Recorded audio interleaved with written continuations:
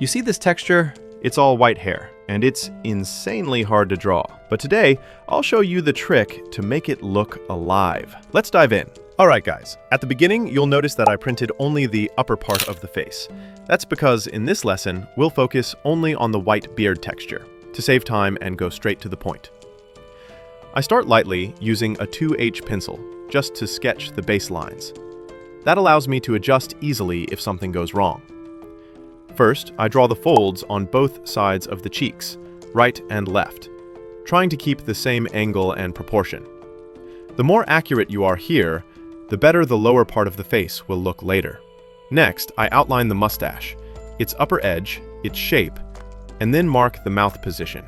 By the way, if you want to learn drawing from absolute zero and master portrait drawing, both realistic and the Loomis method, you can now get the complete course with a big discount. Just click the course image on your screen or check the link down in the description. It's going to take your drawing level to the next stage, fast. Alright, let's move on to the next step. Next step, I'm using a black colored pencil. My favorite one is Faber-Castell Polychromos. It gives me that deep, dark tone I need, and you can easily find it on Amazon or any online store. I start by darkening the line between the lips. This instantly adds realism. Then I switch to a 2B pencil and start shading the upper lip from bottom to top. I do the same for the lower lip, but this time from top to bottom. The shading always starts from the center line and moves outward. And that's it.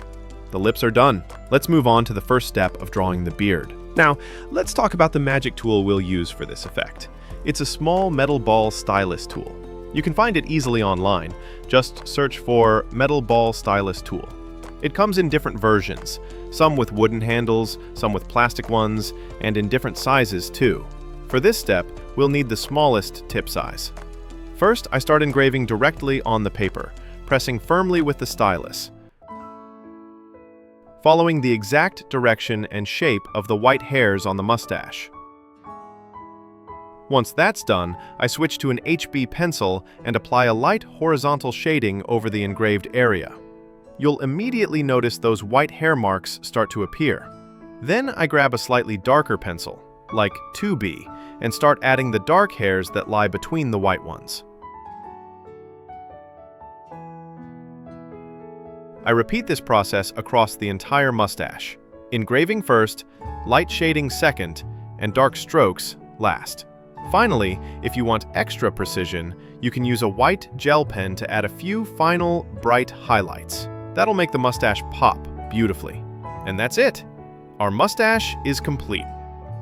Now let's move down to the area just below the mouth, and we'll follow the exact same steps. First, I use the stylus tool to engrave this small section, following the natural direction of the white hairs, just like before. Then, I apply a light horizontal shading with the HB pencil to fill the area and make those white hairs start to appear. Next, I add the thin, dark strokes in between the white ones. That's what gives the beard texture its depth. Moving down to the chin area, remember that beard hairs are usually longer than the mustache hairs. So when engraving, make your strokes slightly longer to match the natural flow of the chin hair. It's also super important to follow the direction of every hair strand.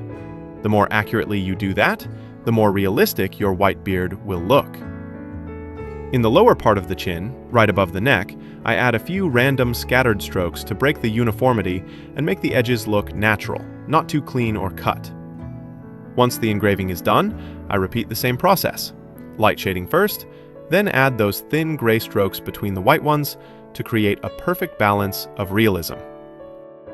And for the final step, just like we did with the mustache, I'm using a white gel pen to add those extra bright white hairs on the chin, especially on the left side, as you can see in the reference photo. The more carefully you follow these steps, the more realistic your white hair will look in the end.